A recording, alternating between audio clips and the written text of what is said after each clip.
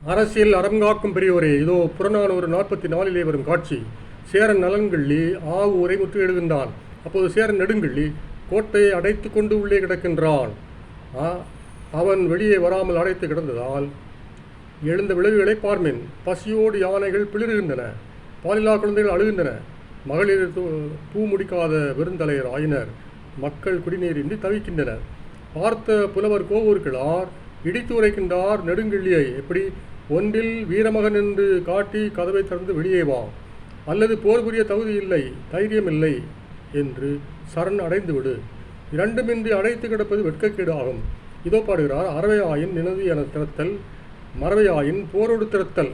அறவையும் மறவையும் அல்லையாக திறவாது அடைத்த திண்ணலை கதவு நாணுத்தக உடைத்து இது காணுங்காலே. இப்போது ஜனாதிபதி முர்மு அவர்களது கதைக்கு வருவோம். ஜந்தர் மந்தர் போராட்ட மாணவர்கள் தன்னை சந்திக்க வந்துவிடக்கூடாதே என்ற பயத்தினாலோ என்னவோ கோட்டையை அடைத்து கொண்டு கிடக்கின்றார். ஆனால் இது நாணி தலைவனிய வேண்டியது அன்றோ?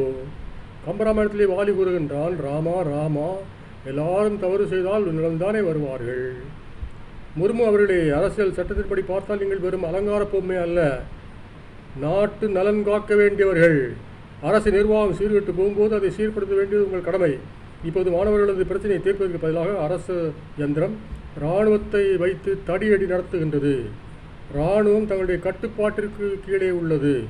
ஆகவே தங்கள் கட்டுப்பாட்டிற்கு உள்ள இராணுவத்தை கட்டுப்படுத்துங்கள். கதவை அடைக்காதீர்கள், வெளியே வாருங்கள், மாணவர்களை சந்தியுங்கள், ஆறாமர பேசுங்கள், தீர்வும் காணுங்கள்.